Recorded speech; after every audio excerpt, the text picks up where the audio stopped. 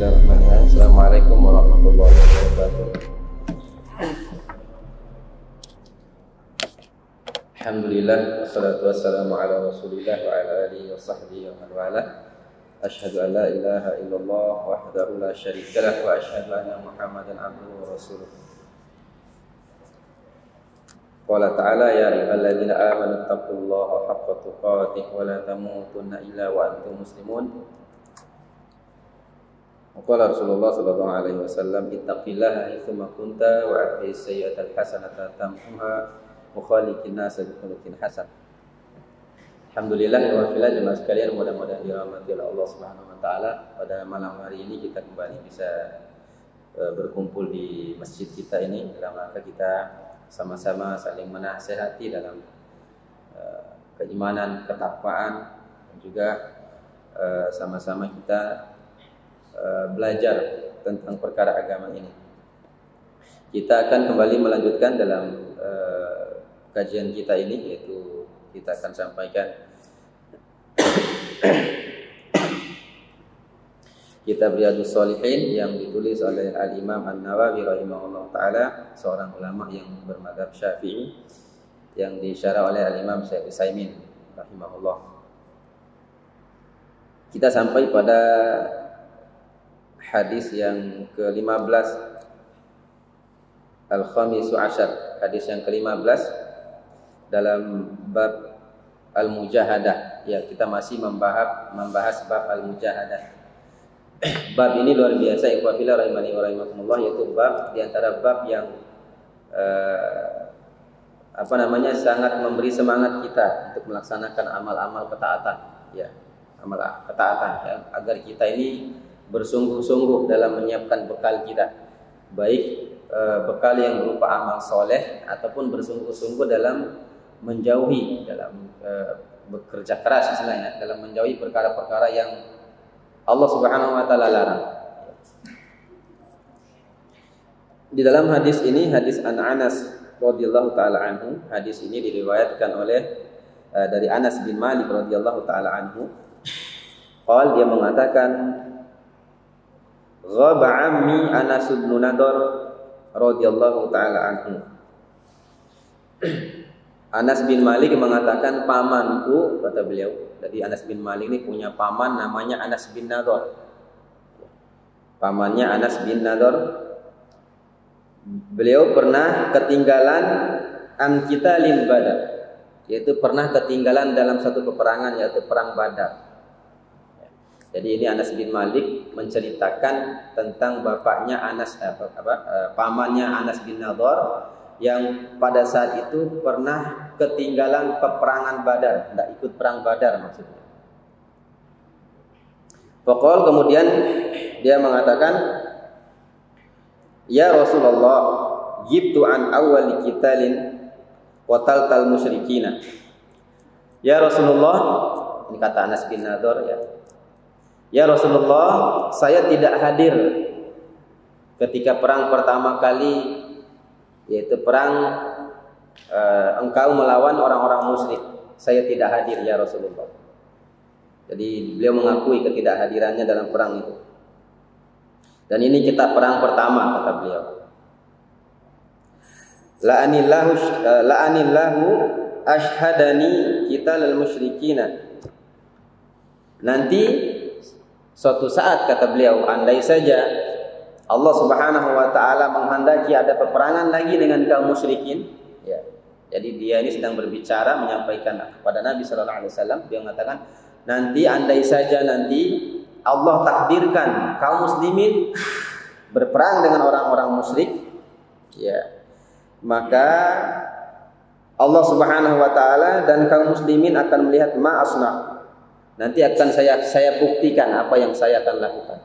Nanti orang-orang akan melihat, baik kaum muslimin pada saat itu akan melihat nantinya. Saya akan buktikan. Ini luar biasa ini Anas bin Nadhr. Falamma kana yaumu Uhudin inkasafal muslimuna. Ketika Allah takdirkan peperangan selanjutnya, yaitu perang Uhud, setelah perang Badar ini, qadarullah inkasafal muslimun. perang pasukan kaum muslimin ini kocar-kacir pada perang itu. Jadi mereka kocar-kacir pada perang itu, pasukan kaum muslimin. Kemudian kemudian Anas bin Nadhr mengatakan, ya, ketika keadaan perang itu, dalam keadaan perang itu, ya, sedang berkecamuk perang dan qadarullah atas takdir Allah Subhanahu wa taala, pasukan kaum muslimin kocar-kacir pada saat itu. Anas bin Nadhr mengatakan, Allahumma i'tadir ilaika mimma sana'a haula. Ya Allah, ya Allah, aku memohon ampun atas apa yang dilakukan oleh mereka, yaitu para sahabat. Aku berlindung kepadamu karena kocar-kacir kan. Ya Allah, aku berlindung kepadamu dari orang-orang ini, yaitu sahabat, kata Anas bin Nadhr. Wa abra'u ilaika mimma sana'a haula, dan juga saya berlepas diri daripada apa yang mereka perbuat, yaitu orang-orang kafir. Ya, mereka memerangi kaum muslimin, dia berlepas diri dari itu. Ya'nil musyrikin. Tsumma taqaddama fastaqbalahu Sa'ad bin Mu'ad. Kemudian setelah itu, ketika dalam keadaan kocar-kacir pasukan kaum muslimin dikuasai oleh kaum musyrikin, ya, kemudian dia ini bukan mundur, malah maju. Dia maju ke depan sebagaimana yang dia janjikan di awal. Dia maju ke depan menyerang kaum musyrikin di tengah pasukan musyrikin. Kebetulan di pasukan depan itu ada sahabat yang namanya Sa'ad bin Mu'ad. Sa'ad bin Mu'ad ada di pasukan depan, dilangkahi oleh Anas bin Nadhr Sa'ad bin Mu'ad.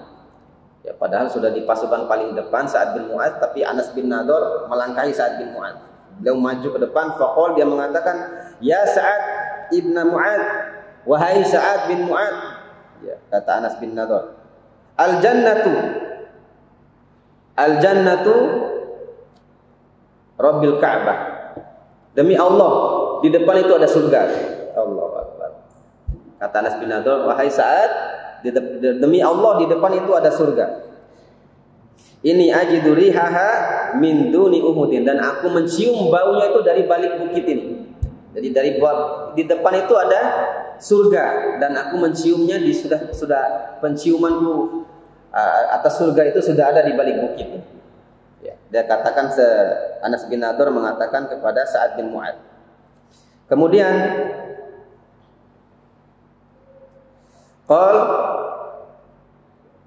Sa'ad mengatakan kepada Rasulullah, ya, sempat Sa'ad menyampaikan kepada Nabi, Sa'ad mengatakan, "Famastata'tu ya Rasulullah ma sana'a." Ya Rasulullah, saya tidak mampu seperti yang dia lakukan. Ya. Artinya Sa'ad bin Mu'adz mengaku kalah dengan keberaniannya Anas bin Nadhr. Pada saat itu di samping Sa'ad masih ada Rasulullah. Sa'ad mengatakan, "Ya Rasulullah, saya tidak mampu menyamai dia. Apa yang dia lakukan saya tidak mampu," kata Sa'ad bin Mu'adz. Kemudian Anas melanjutkan ceritanya dalam hadis ini. Qala Anas mengatakan, "Fawajadna bihi bid'an wa thamanina darbatan bisayf." Kemudian setelah Anas bin Nadhr maju dan dia ternyata syahid di tengah kaum musyrikin itu, dia syahid, dan kami menemukan 80 lebih luka di badannya. 80 lebih luka itu di badan. Ini kata ponaannya nih. Ya, kata ponaannya Anas bin Malik. Ponaannya Anas bin Nadhr ini. Kemudian kami menemukan dia dalam keadaan syahid dan di tubuhnya itu ada 80 lebih sayatan di badannya itu. Baik itu bisayf, baik itu dengan pedang, au ta'natan birumhin, atau ditombak, ya, au ramyatan bisahmin, atau terkena anak panah. Semua jumlah luka itu lebih dari 80. Kena sabetan pedang, kena tusukan tombak, kena anak panah, 80 luka lebih, ya. Wa wajadnahu qad qutila mahtala bihil musyrikuna, ya. Dan kami mendapati di sekitar Anas itu banyak sekali orang musyrik yang dia bunuh. Jadi Anas ini sekalipun dia syahid, tapi dia berhasil membunuh banyak sekali. Segerombolan orang musyrik itu mati di sekitar dia itu. Ya. Artinya dia ini ketika maju bisa jadi karena sabetan pedang dia terus maju terus. Ya, sampai banyak membunuh manusia, mungkin karena dia kehabisan darah baru dia meninggal di tengah kaum musyrikin itu. Jadi di sekitar dia ini banyak sekali orang musyrik yang mati, kata Anas bin Malik. Ya. Kemudian beliau mengatakan, "Fama 'arafahu ahadun illa ukhtuhu." Ya, bi bananihi, ya. Dan tidak seorang pun kami di antara kami yang mengenalnya. Bagaimana mau kenal 80 sabetan pedang, ya 80 luka itu sudah hancur semua. Ya, Anas bin Malik mengatakan tidak seorang pun di antara kami yang mengenali Anas bin Nadhr kecuali ketika dipanggil saudara perempuannya, suruh lihat. Akhirnya saudara perempuannya mengenal ini Anas bin Nadhr dan dikenali dari jarinya. Di jarinya itu ada cincin. Nah, cincin itulah yang dikenal. Oh, ini Anas nih. Dilihat ada cincin di situ. Cincinnya Anas bin Nadhr. Baru dikenal, ya, dari cincinnya, bukan dari wajah, karena para sahabat pada saat itu tidak ada yang mengenal, ya. Begitu banyak luka pada badan bahkan pada wajah sampai tidak dikenali oleh para sahabat kecuali saudara perempuannya mengenal dari cincin yang dipakaikan oleh Anas bin Nadhr ini. Kemudian Anas bin Malik mengatakan,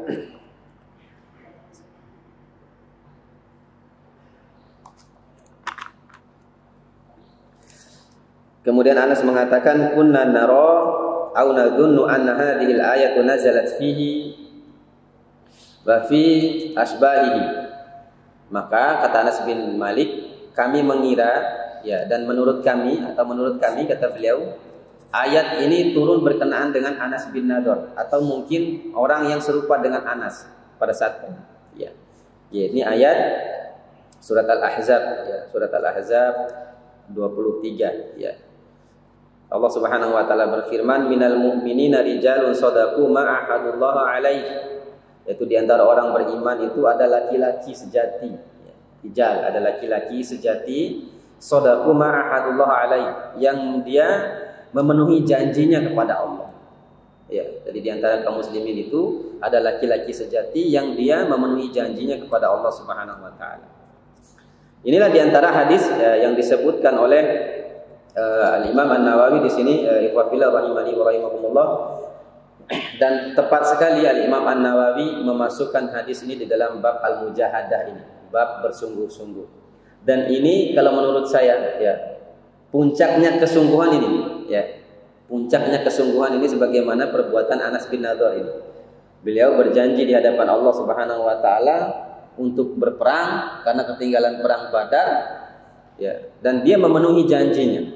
Ini puncak daripada mujahadah itu, yaitu dia menembus nyawanya karena dengan itu.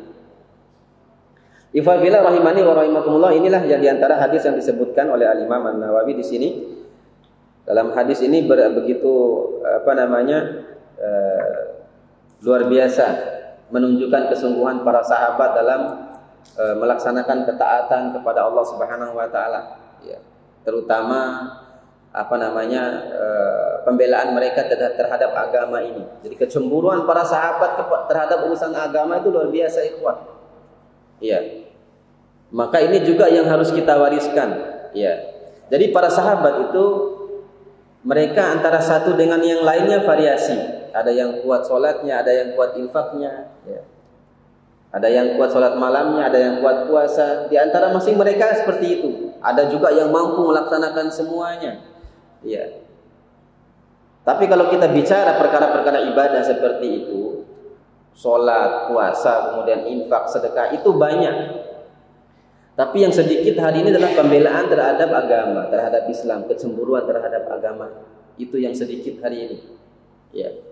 Yang sedikit. Justru hari ini yang banyak itu cemburu, ya, bukan marah ketika agamanya dinista, ketika syariat Allah dilecehkan atau nabinya dilecehkan, diam, anteng-anteng aja, ya, tenang. Tapi kalau yang diganggu ustadznya atau kelompok kajiannya, oh, marahnya itu masya Allah berapi-api, ya. Jadi ustadznya, kelompoknya itu justru lebih tinggi daripada agama, jadi di pembelaannya tuh sudah terbalik. Beda dengan jiwa para sahabat radhiyallahu taala anhu. Begitu kecemburuan mereka terhadap agama, pembelaan terhadap agama itu luar biasa. Dalam hadis ini, ya, diketahui bahwasanya Anas bin Nadhr ini, ikhwan, tidak hadir dalam perang Badar. Perang Badar ini adalah perang yang pertama. Perang Kubro yang pertama. Sekalipun dalam riwayat disebutkan ada sih sebetulnya perang kecil, konfrontasi yang bersifat berskala kecil antara kaum muslimin pada saat itu. Ya. Perang Badar ini adalah perang pertama yang besar, ya, dan dia adalah terjadi sekitar 2 tahun setelah hijrah Nabi Sallallahu Alaihi Wasallam ke Madinah. Perang Badar ini. Dan perang Badar ini sebetulnya awalnya bukan perang. Jadi Nabi Sallallahu Alaihi Wasallam keluar menuju Badar ini sebetulnya awalnya bukan mau perang. Nabi dan mereka dan dengan bukti bahwasanya mereka hanya sedikit pergi sekitar 313 dalam riwayat itu. Ya. Tujuan utama Rasulullah Sallallahu Alaihi Wasallam dan para sahabat saat itu adalah, makanya ada sahabat juga yang tidak ikut termasuk Anas bin Nadhr. Anas bin Nadhr ini tidak ikut karena memang bukan berangkat perang gitu maksudnya. Jadi bukan sengaja tidak ikut perang. Ya, berbeda dengan sifat-sifat orang munafik pada saat itu ya. Kalau lagi seruan jihad, seruan peperangan mereka sembunyi. Ya, banyak alasan ini itu ya. Hengge ana tilo hengge ana. Tilo batu leval yang buat tiwan tonggung to ikan. Umpama seperti itu. Orang munafik begitu dulu. Nah, maka banyak sahabat yang tidak ikut perang Badar ini karena memang bukan perang, termasuk Anas bin Nadhr. Karena pada saat itu Nabi menyerukan kepada sahabat keluar untuk menghalau kafilah dagang. Jadi Nabi mendengar kabar ada kafilah dagang ya yang pulang dari Sam menuju Mekah. Dan kalau dari Sam menuju Mekah itu jalannya lewat Badar gitu. Nah, akhirnya Nabi berinisiatif untuk merampas harta-harta mereka mau dikepung di Badar begitu maksudnya. Boleh nggak nih ya, rampas harta? Ya? Nabi mau rampas harta orang musyrik pada saat itu, boleh nggak? Boleh. Kenapa boleh? Karena Nabi ingin mengambil kembali hak mereka, hak para sahabat. Kan mereka datang dari Mekah ke Madinah tidak bawa apa-apa, ya kan? Rumah mereka diambil orang-orang musyrik, harta mereka diambil.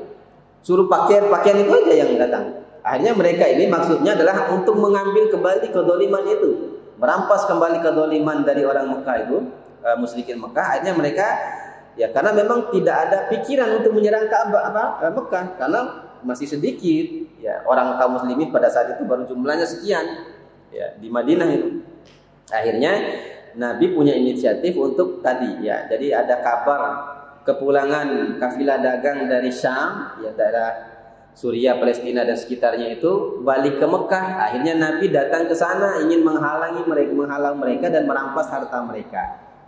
Qadarullah, keberangkatan Nabi Sallallahu Alaihi Wasallam didengar oleh Abu Jahal CS. Ini ceritanya, baru dari Mekah itu dikirim bantuan, ya dikirim bantuan untuk melindungi kafilah dagang yang pulang ini. Qadarullah, bertemulah dua pasukan itu, kaum muslimin 313 dalam riwayat, kemudian orang-orang musyrikin Mekah pada saat itu berjumlah 1000 orang. Coba bandingkan 1000 banding 300 itu. Ya.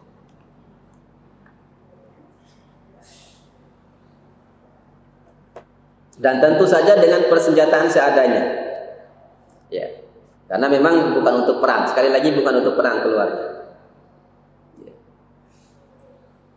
Itu baru lebih kurang tahun kedua hijrah Nabi Sallallahu Alaihi Wasallam dari itu terjadi peperangan. Dan luar biasa strategi dalam perang Badar ini, ikhwafillah rahimani wa rahimakumullah, dan ini juga yang perlu kita pelajari dari Nabi Sallallahu Alaihi Wasallam. Jadi Nabi itu tidak hanya ilmu kita pelajari ilmu sholatnya, puasanya, zakatnya, tidak. Jadi Nabi juga punya ilmu strategi perang. Pada saat itu disebutkan dalam sejarahnya, ketika Nabi Sallallahu Alaihi Wasallam sampai di daerah Badar, ya, Nabi Sallallahu Alaihi Wasallam pada saat itu tidak tidak terlalu dengan strategi perang. Akhirnya Nabi hanya berhenti saja. Akhirnya ada sahabat, ya Rasulullah, kenapa kita berhenti di sini? Apakah ini wahyu dari Allah? Kata Rasulullah, enggak. Saya hanya inisiatif kita kemah di sini aja. Kata sahabat ini, kalau boleh saya usul ya Rasulullah, bagaimana kalau kita maju ke depan sana karena di sana ada sumur. Kita kuasai sumur itu, biar kita punya kekuatan. Nanti kalau kita dalam keadaan perang, mereka tidak punya minum. Jadi sumur itu sebetulnya banyak, ya. Dari sumur yang ada di sepanjang daerah Badar itu ada banyak sumur itu. Tapi Nabi berhenti buat kemah itu sumur yang paling belakang. Jadi ada sumur-sumur lagi di depan sana. Akhirnya sahabat ini punya inisiatif. Kita kuasai sumur yang di depan dan sumur yang di belakang ini kita tutup. Tinggal satu sumurnya, ditutup semua. Akhirnya betul, strategi ini luar biasa. Orang-orang musyrik pada saat itu sudah kewalahan. Perang kan enggak minum kan. Dehidrasi ya. Dehidrasi selain. Akhirnya mereka mundur. Salah satu yang membuat kekuatan kaum muslimin pada saat itu strateginya itu. Mundur mereka semua. Akhirnya kalah pada perang Badar itu. Ya, pada perang Badar itu kemenangan yang luar biasa. Dan pada saat itu baru mulai terdengar oleh dunia yang lain, dunia luar, bahwasanya ternyata ada kekuatan baru, yaitu kekuatan Nabi Muhammad yang membawa Islam yang sampai bahkan mengalahkan orang-orang Mekah. Musyrikin Mekah pada saat itu istilahnya tidak ada yang berani. Jadi kalau bicara perang dengan musyrikin Mekah, ini suku-suku yang lain itu tidak berani. Tapi ketika mendengar Nabi mengalahkan musyrikin Mekah pada saat itu, barulah muncul nama Rasulullah dan agama yang dibawanya itu mulai diperhitungkan. Coba bayangkan 313 melawan 1000. Ya, ini luar biasa. Nah, ini diantara kisah perang itu. Nah, setelah itu baru terjadi perang yang dialami oleh sahabat Anas bin Nadhr ini. Ya. Dan peperangan ini hampir kalah kaum muslimin. Ya. Hampir kekalahan telak bagi kaum muslimin karena memang terjadi kesalahan pada pasukan berpanah pada saat itu. Ya, pasukan berpanah disuruh tetap di tempat tapi mereka turun karena melihat ghanimah dan seterusnya.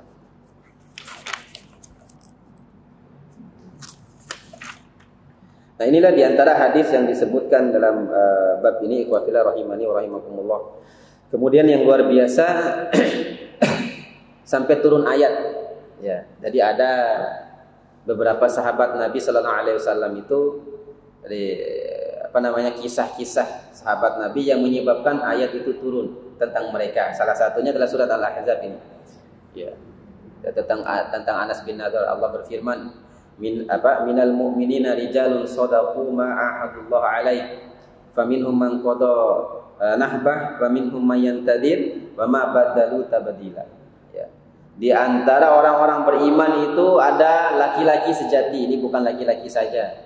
Ya. Tapi inilah laki-laki sejati itu, ya. Ma'ahadullah alaihi, mereka memenuhi janjinya kepada Allah Subhanahu wa taala. Mereka berjanji, bersumpah kepada Allah Subhanahu wa taala melakukan ini, melakukan itu dan seterusnya. Dan mereka kemudian Allah mengatakan faminhum man qada nahbah. Dan di antara mereka yang tadi yang mengucapkan sumpah dan janji kepada Allah Subhanahu wa taala, ya salah satunya adalah mereka ingin memenangkan agama Islam, membela agama Allah Subhanahu wa taala, faminhum man qada nahbah. Maka sebagian di antara mereka sudah ada yang yang memenuhi janjinya itu. Ya salah satunya Anas bin Nadhr. Dia sumpah, dia berjanji di hadapan Allah, kalau nanti ada peperangan lagi, maka aku akan buktikan. Dan ini terjadi. Makanya di sini Allah mengatakan faminhum man qada nahbah. Di antara mereka sudah ada yang menepati janji. Ya. Wa minhum may yantadir. Dan di antara mereka masih ada juga yang menunggu-nunggu. Ya. Menunggu-nunggu. Ya, mudah-mudahan ini tergolong kita ini yang menunggu-nunggu ini. Ya, kita menunggu-nunggu ya. Sebagaimana para sahabat menunggu kebaikan ini. Ya, kemenangan kaum muslimin. Ya. Kemudian wama badalu tabdila, dan mereka tidak sedikit pun merubah janjinya. Tidak sedikit pun membatalkan janjinya. Ya, dan mereka itu sudah berjanji, bersumpah, ya, ada yang sudah memenuhi janji dan sumpahnya, ada juga yang masih menunggu-nunggu dan mereka sekali-kali sama sekali tidak merubah janjinya itu. Ya, tindak tinai. Waralau kai tidak ada, mental para sahabat itu tidak seperti itu. Ya. Nah, inilah ya fillah rahimani wa rahimakumullah yang mudah-mudahan dirahmati oleh Allah Subhanahu wa taala. Kemudian kita melanjutkan pada hadis yang selanjutnya dalam bab ini, hadis yang ke-16. An Abi Mas'ud Uqbah bin Amru, ya, hadis dari Abi Mas'ud Uqbah bin Amru Al-Ansari radhiyallahu taala anhu. Dia mengatakan, lamma nazalat ayatus shadaqah, ketika turun ayat tentang sedekah, kunna nuhamilu ala zuhurina, maka kami menggotong sesuatu yang kami ingin sedekahkan itu di punggung-punggung kami. Ya, jadi ketika turun ayat tentang sedekah, ya, kami itu langsung mengambil harta yang ada di rumah itu, kemudian di atas punggung-punggung. Faja'a rajulun fatasaddaqa bi syai'in katsirin. Kemudian ada di antara sahabat yang datang, ya, saking banyaknya yang dibawa itu sampai susah jalannya itu. Mau sedekah, ya, penuh sudah barang yang disedekahkan di atas punggungnya. Ya. Banyak yang ingin disedekahkan, kemudian faqalu, tapi ada segolongan orang yang mengatakan murain. Ya, itu riya itu. Jadi ada sekelompok orang yang tukang nilai orang ini. Ya. Murain, itu orang-orang riya katanya. Ya, ada sahabat yang bawa sedekah yang banyak seperti itu disebut riya. Kemudian wajah rajulun akhar, kemudian datang sahabat yang lain, fatasaddaqa bi sa'id. Kemudian dia hanya membawa satu sok saja, sedekah satu sok. Satu sok itu 4 mud. 4 kali cidukan tangan itu. Ya. Dia bawa dia. Bisa waktu Indonesia Timur, ya. Kita ini waktu Indonesia Tengah. Masih ada 15 menit, ya. 15 menit.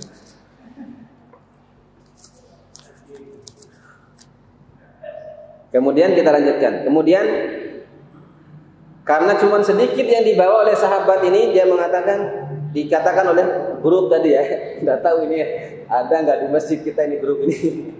Ya. Oleh, ya, nanti bukan sahabat. Ini yang sahabat nggak seperti itu. Ini nih munafik, orang-orang munafik. Ya. Grup mereka ini grup tukang nilai orang. Ini hati-hati kita, ya, jangan suka menilai orang. Kemudian karena ada yang bawa cuma sedikit aja satu sok, ya.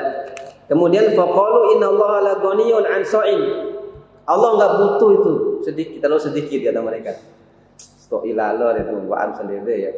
Tadi yang banyak itu dibawa terlalu banyak, ya, riya, ya. Tapi yang sedikit Allah enggak butuh segitu. Ya. Kemudian fanazalat, kemudian turun ayat yang menunjukkan sifat kemunafikan mereka ini. Ya, Allah mengatakan alladzina yalmizunal mutawwi'ina minal mu'minina, yaitu orang-orang yang mengolok-olok, yang meremehkan. Jadi di antara golongan orang-orang beriman yang bersungguh-sungguh untuk mengeluarkan sedekah itu, ya, walladzina la yajiduna illa judahum. Ya, dan juga mereka mengolok-olok orang yang bersedekah sedikit karena memang tidak punya. Ya, karena memang tidak punya. Hanya segitu yang dia mampu. Nah, turun ayat ini, ya, hadis ini muttafaqun alaih, riwayat Imam Bukhari dan Imam Muslim, yang menjelaskan tentang mereka orang-orang munafik. Nah, sekali lagi ikhwatillahi rahimani wa rahimakumullah, ini menunjukkan kesungguhan para sahabat. Jadi sahabat itu setiap turun ayat itu langsung dilakukan. Termasuk kalau turun ayat sedekah ini, berlomba-lomba mereka ini. Ya. Ya. Bahkan yang tidak punya pun seadanya mereka bawa. Begitu juga termasuk ketika turun ayat larangan tentang khamr, minum khamr. Itu khamr itu kalau tradisi orang-orang Arab jahiliyah itu, bunenono kahawa ndai kene mai tamu kahawa. Itu, ya, kalau datang tamu tuh kasih kopi. Ya. Zaman mereka itu bukan kopi, khamr. Ya. Apalagi kalau ada acara-acara khusus, ya. Tapi ketika Allah turunkan ayat yang melarang khamr, ya, kata para sahabat, itu khamr itu sampai mata kaki itu. Banjir khamr, bisa dibayangkan, ya. Sampai mata kaki, Pak, banjir maksudnya. Sampai kebanjiran ketika khamr ditumpahkan di Madinah itu, sampai mata kaki tingginya. Lo di bawah konek kerawa semua. Allahu Akbar. Saking banyak, karena memang itu minuman mereka. Jamu tamu tuh bukan yang lain. Kobus ya. Ya. Kenapa ketawa nak bilang kobus? Apanya mantan gitu lagi ya. Iya. Jiwa sahabat tuh begitu. Allah turunkan ayat tentang hijab. Para sahabiah, para istri-istri sahabat itu langsung horden-horden itu dipakai untuk pakai hijab, pakai jilbab. Di kain-kain yang lebih di rumah itu langsung pakai hijab. Itu kesungguhan para sahabat itu seperti itu. Ya. Ada ayat tentang jihad, turun ayat tentang jihad kita sudah sebutkan kemarin. Ya. Langsung berangkat berjihad para sahabat. Ini mental para sahabat seperti itu. Nah, di balik itu juga ada orang-orang munafik. Mereka ini penonton setia, Pak. Ya, tukang tonton. Ya, kalau ada orang beramal riya. Ya, riya. Ya. Lihat orang ke masjid bolak-balik riya. Ya. Ya, lihat orang ke masjid bolak-balik riya. Sampai ke umat, ya. Riya betul Ustaz Sigi kan. Dan sedikit yang seperti ini, hati-hati, Pak. Ya. Nah, sebaliknya orang-orang munafik itu ketika ada yang infak, setoi infak, dia diaukai berumah kita sendiri. Allahu Akbar. Baqadular, Allahu Akbar. Ya, orang dalam hadis itu disebutkan ikhwan, dulu pernah kita sampaikan. Justru ketika seorang itu yang tidak memiliki apa-apa, kemudian dia keluarkan, itu bahkan bisa jadi pahalanya lebih besar dibandingkan seorang yang berpunya dengan dia keluarkan jumlah yang banyak tapi stoknya di rumah masih ada banyak. Dibanding kalau ada sahabat atau orang dia di rumahnya tidak ada apa-apa, tapi dia keluarkan karena ketidakadaannya tuh. Jadi di sisi Allah pahala yang sedikit ini lebih banyak dibandingkan yang mengeluarkan yang banyak tadi tapi stok di rumah masih banyak. Jadi penilaian Allah tuh seperti itu. Ya, jadi tidak boleh kita remehkan, karena meremehkan ini adalah tadi sifat orang munafik. Insya Allah pada pertemuan selanjutnya kita akan sebutkan hadis lagi, beberapa hadis tentang bab al-mujahadah ini.